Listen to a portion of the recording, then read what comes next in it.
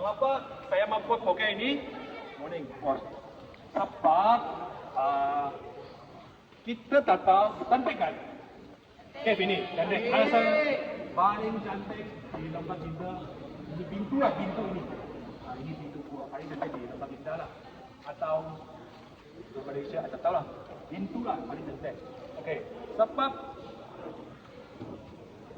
satu berita beg lah. Dia saya dapat dia Ogos 2025 Pak di kita ada mana? Kita ada sini.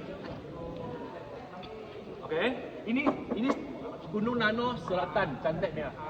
Tapi Ogos 2025 sini tiba-tiba ada satu kuali.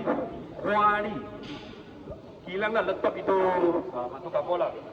Dia saya buat depan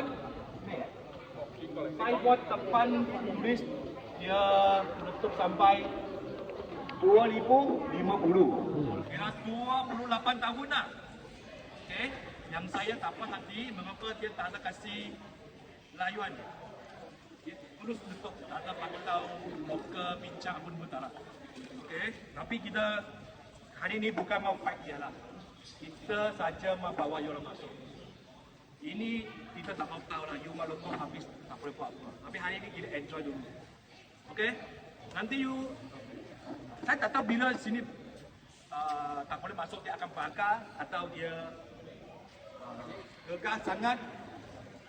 Jadi satu tempat di sekolah, tempat batu jatuh. Tempat sana tepi aja, 100 meter sampai dia letup. Kita tak boleh masuk lagi lah. Okay. You suka?